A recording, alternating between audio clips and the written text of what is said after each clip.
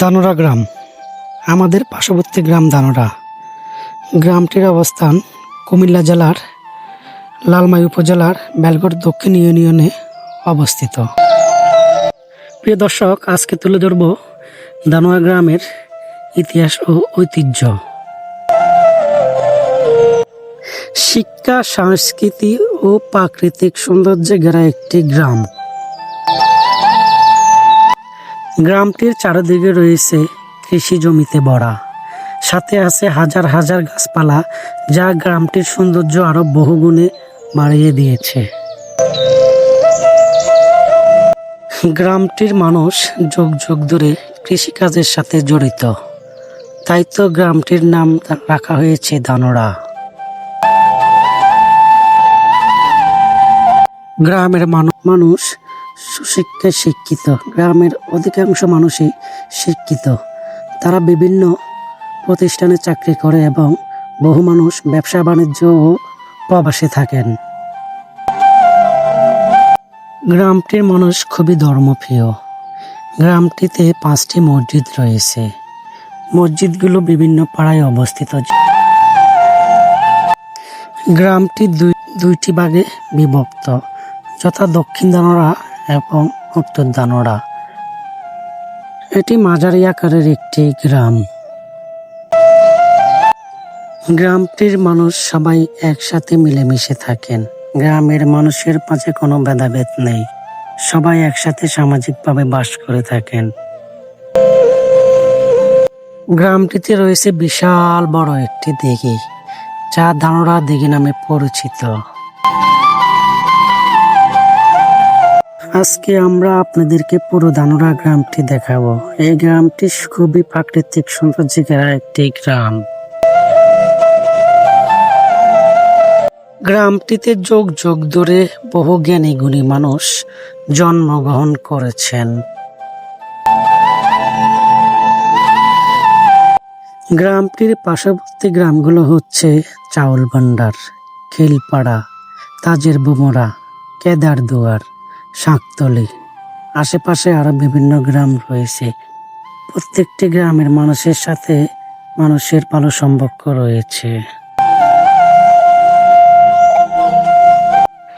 গ্রামটিতে রয়েছে একটি primary school, যেখানে বিভিন্ন গ্রামের বাচ্চারা পড়তে আসেন। মজার বিষয় হচ্ছে, এই প্রাইমারি স্কুলে আমি নিজেও পড়াশোনা করেছি। যাই হোক, কালের পরিবর্তনে আজকে স্কুলটি অনেক সুন্দর হয়ে গেছে। এতে দোতলা ভবন উঠেছে, নতুন করে ভবন আসছে। আছে খেলার মাঠ, যেখানে গ্রামের বাচ্চারা খেলাধুলা করতে পারেন এবং শরীর চর্চা করতে পারেন। এটির পাশে রয়েছে সেই ধানোরা দিঘি। তা গ্রামের সৌন্দর্য আরো বহুগুণে বাড়িয়ে দিয়েছে। গ্রামটিতে প্রাইমারি স্কুল থাকাতে গ্রামের ছেলে মেয়েদেরকে আর দূরে যেতে হয় না। গ্রামের প্রাইমারি স্কুলে সবাই পড়াশোনা থেকে শুরু করে খেলাধুলা সবই করতে পারেন। গ্রামটির মানুষ খুবই শান্তিপ্রিয় এবং মিশুক প্রকৃতির।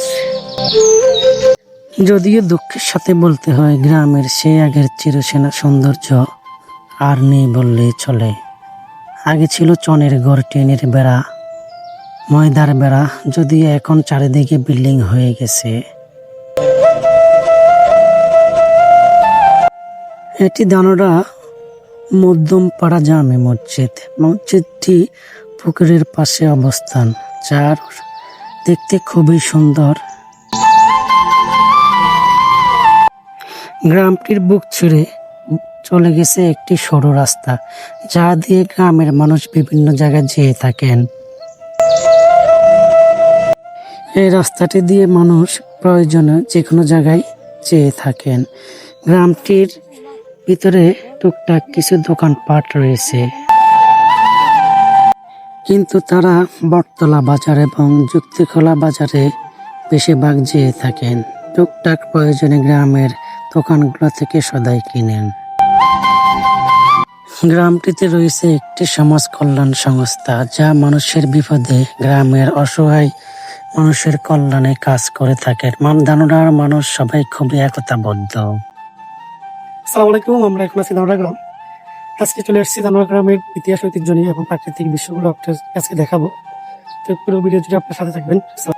এই যে ধামরা গ্রামের একটি ভাই আমার ভিডিও দেখে সবসময়, ভাই সে দেখা ভিডিও দেখার জন্য ধন্যবাদ ভাইয়া। ধন্যবাদ। গ্রামটির চারিদিকে রয়েছে শত শত হেক্টর কৃষি জমি, যা থেকে মানুষ বিভিন্ন ধরনের ফসলাদি যেমন ধান, শাক সবজি ইত্যাদি চাষাবাদ করে থাকেন। যেহেতু এখন বর্ষাকাল, চারিদিকে বরফর পানি, গ্রামটিতে আনুমানিক 2,500 থেকে 3,000 মানুষ বসবাস করে থাকেন। গ্রামের অধিকাংশ মানুষই গ্রামে থাকেন, কিছু সংখ্যক মানুষ শহরে এবং প্রবাসে থাকেন। গ্রামটির মানুষের সাথে আশেপাশের 3-4 গ্রামের ভালো সম্পর্ক রয়েছেন। বিশেষ করে চাউলভান্ডার গ্রামের মানুষের সাথে গ্রামের মানুষের বেশি ওঠা বসা। সবাই চাউলভান্ডার বটতলা বাজার যে কোনো কাজের জন্য এসে থাকে। গ্রামের চিরচেনা দৃশ্য, ফসল ভরা মাঠ, পুকুর ভরা মাছ, কৃষকের গোলা ভরা ধান, কিচিমিচি পাখির ডাক। তাই তো কবি বলেছেন, এমন দেশটি কোথাও খুঁজে পাবে না তুমি, সকল দেশের রানী সেজে আমার জন্মভূমি। যদিও গ্রামের সেই আসল চিরচেনা দৃশ্য, ফসল ভরা মাঠ, পুকুর ভরা মাছ, এগুলো আর নেই। গ্রামের মানুষগুলো কেমন জানি অলস হয়ে গেছে, সবাই এখন পরনির্ভরশীল। ধামরা গ্রামটি কেমন লাগলো কমেন্ট করে জানাবেন। আপনাদের উৎসাহ ভালোবাসা ফেলে আপনাদের গ্রামও আসবো। সে পর্যন্ত সবাই ভালো থাকবেন। আসসালামু আলাইকুম।